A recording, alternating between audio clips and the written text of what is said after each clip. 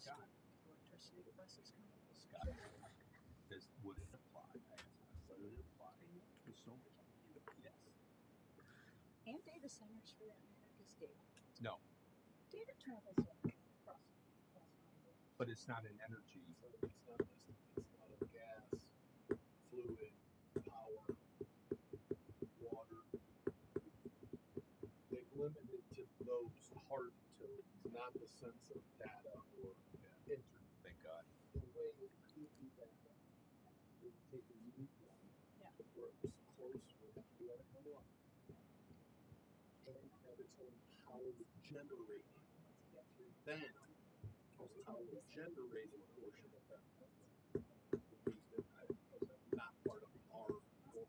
Yeah, and they could still, if they need money place up, they can still. Stand for the pledge, please. I pledge allegiance to the flag of the United States of America and to the republic for which it stands, one nation, under God, indivisible, with liberty and justice for all. Thank you, and welcome to the Porter County Board of Commissioners special meeting of Friday, February 7th, 2025.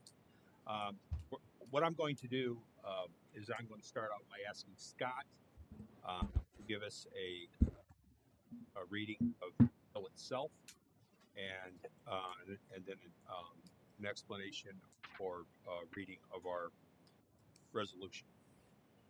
Thank you, Commissioner. So a week or so ago, Commissioner Biggs had contacted me concerning House Bill 1628. I wanted myself to take a look through it and see what potential effect it would have. And House Bill 1628 has a few different avenues in which it's dealing with, but I think the one that brings us here today is a multi-jurisdictional infrastructure project.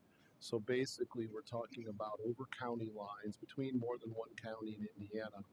If we have an infrastructure, that multi-jurisdictional infrastructure project that is dealing with the generation, transmission, distribution, or storage of electricity, gases, or fluids, or water, will be cited as far as zoning. All the local permitting would be all taken over by the state. So whether it was the zoning, the construction, the stormwater, all of the normal processes that a project happening within one jurisdiction in Indiana would go through locally, all of that process would be controlled at the state level, and the locals would not be part of that development.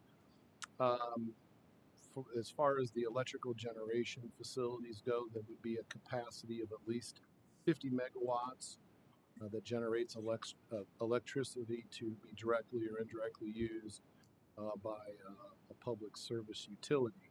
So therefore, House Bill 1628, among other things, most importantly for today's meeting, is dealing with those multi-jurisdictional infrastructure projects. Ultimately, what occurs, if it fits the statute and this law were to pass, the state would be in charge of deciding the permitting, the construction standards, the stormwater standards, the setbacks, the location, etc. And the locals would not have the normal opportunity for their input and remonstrance. So Commissioner Biggs, after I reported back to him concerning what the bill had within it and provided him obviously with the copies and things of that nature, asked me to produce a resolution that would be opposed to the House bill, and then to be able to provide it for the other two commissioners' consideration today on whether or not to agree to pass this resolution in opposition. As far as the resolution itself, it's a resolution of the Porter County Board of Commissioners in support of the local authority over infrastructure projects and in opposition to House Bill 1628. It goes through and lays out what I have already summarized as far as what House Bill 1628 proposes to do, which is to remove the local oversight and decision-making authority over those multi-jurisdictional infrastructure projects. Ultimately, it's asked the Board of Commissioners, if they were to pass this resolution, the Board of Commissioners of Porter County formally oppose House Bill 1628 and any similar legislation that seeks to strip local government of regulatory control over multi-jurisdictional infrastructure projects. The board affirms its commitment to protecting local land use authority and ensuring that Porter County has a voice in infrastructure projects that impact its residents, business, and natural resources. And commissioners, if you have any questions, I'd be happy to answer. Just real quick, because I know some other board members have some statements. Would it be correct to say that solar farms would also come under that their regulation? I don't see anything that would exclude solar farms. I think the only, from a power standpoint, from an electricity generation standpoint, it's set at anything that's going to have a capacity of 50 megawatts or more of capacity would fall into this category. So on a solar project, if it was over 50 megawatts and it was multi-jurisdictional between counties, my reading of this proposed statute that the state would be in control of the local permitting for that. Okay, thank you. I also have a question. After we pass this resolution, and I'll ask you as well, what is the best way to get this in front of the legislators? And how can we bring this to their attention? Because I know that St. Joe County actually went in person and they had a whole bunch of people sign on to that. There's another commissioner that's looking to make some effort so that there's more visibility and more noise around this. And I'm just wondering, after we pass this, what is the most effective way of getting this in front of the legislators? Well, I actually had given that some thought, and I'm going to ask our office staff to immediately send out a letter, a copy of this referendum, to State Representative that's Solity, who's chairman of that particular committee, and to all of the news outlets here in Porter County, and and ask, by the way, ask Mr. Solomon to read that in one of his committee meeting hearings. I had gone down to Indianapolis this week and attempted to attend that hearing on Tuesday, but it was packed. There's a lot of angst statewide with local officials, county officials. A lot of concerns, as we have, of turning that type of authority over to the state of Indiana, because I think it creates some issues which have not clearly been addressed in the bill itself, such as when large projects come into a county, such as ours, they typically I'm not aware of any that have not asked for some type of tax abatement. And is the state also going to dictate, they're going to regulate that as well, and they're going to dictate what abatement we give them? Or are they going to turn that over to our county consuls, and let the consul abate? Because here's the issue with that, folks, is that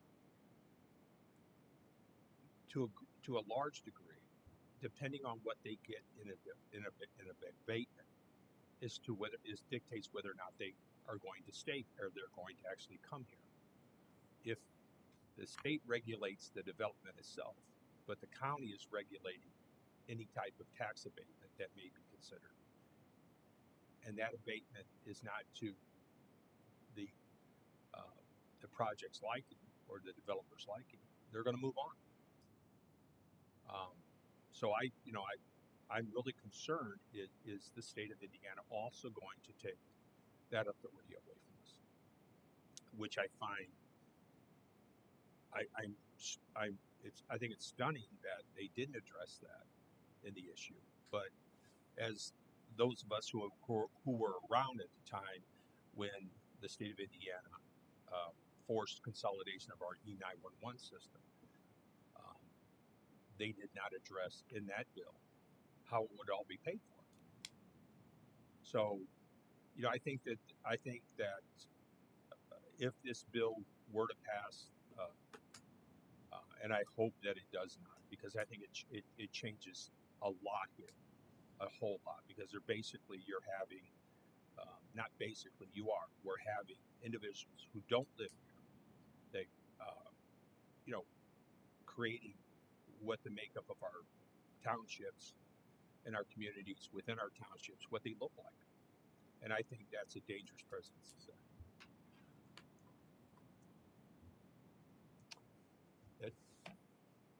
I think everything has been said. I mean, the resolution speaks for itself, and I'm opposed to any bill that takes away local control. That's never a good idea.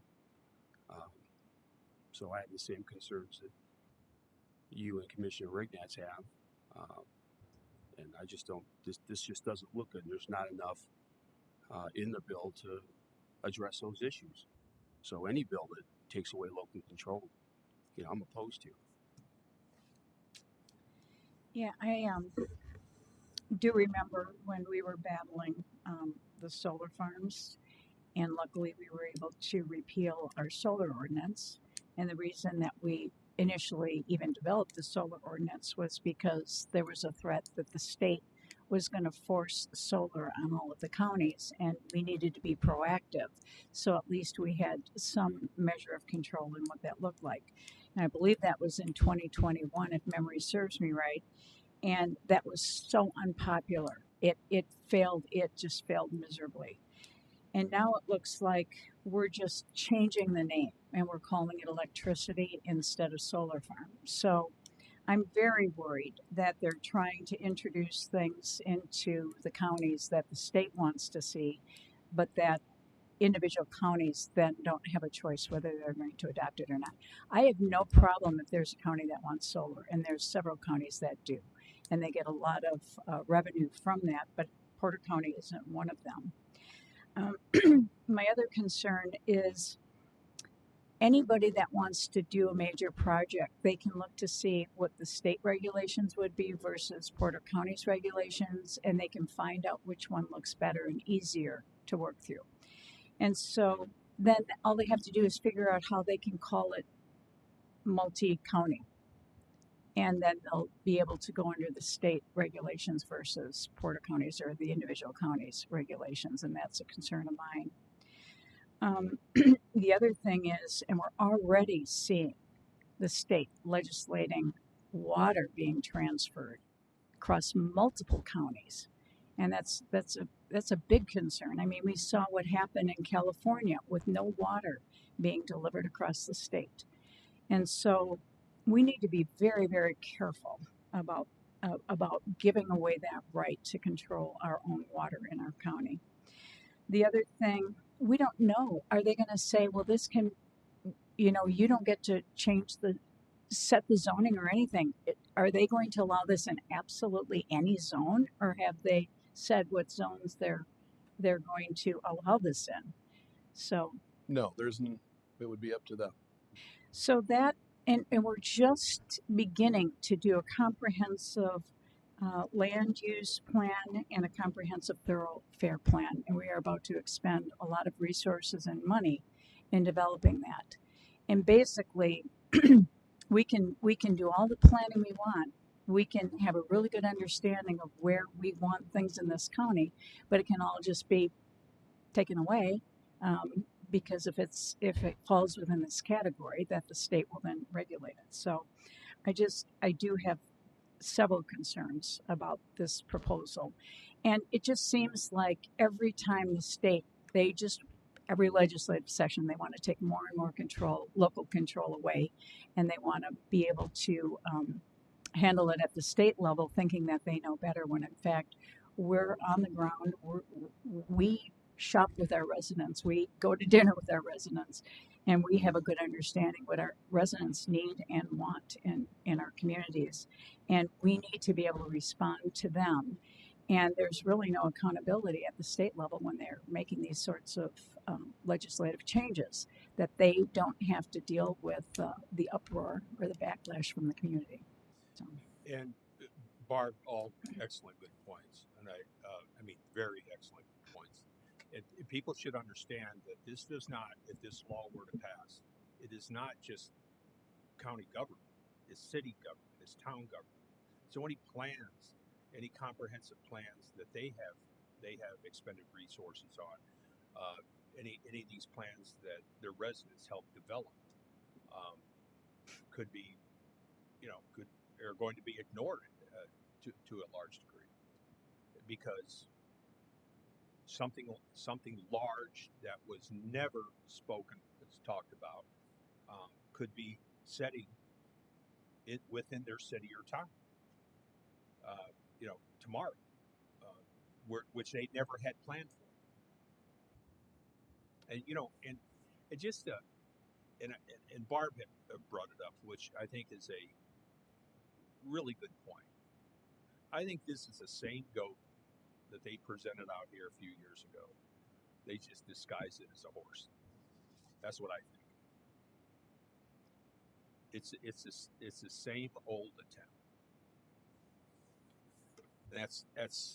And if we are right, and we certainly have a right to believe that, they have not given us any indication that as to why we should think otherwise.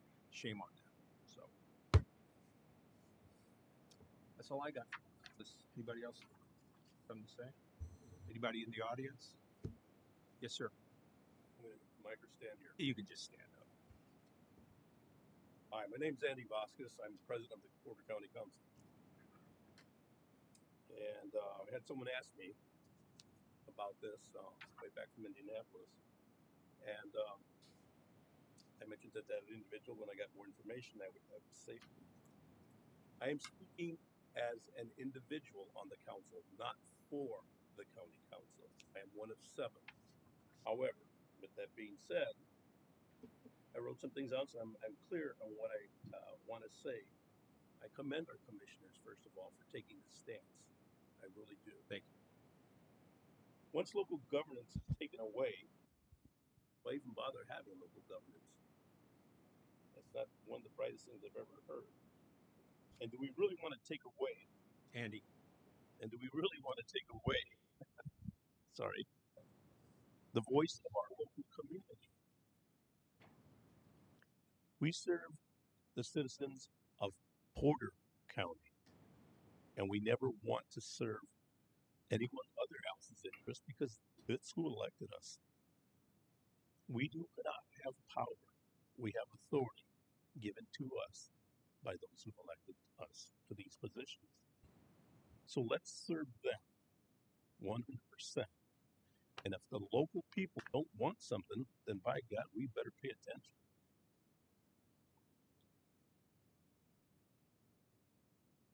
Once again, I have 1 of 7.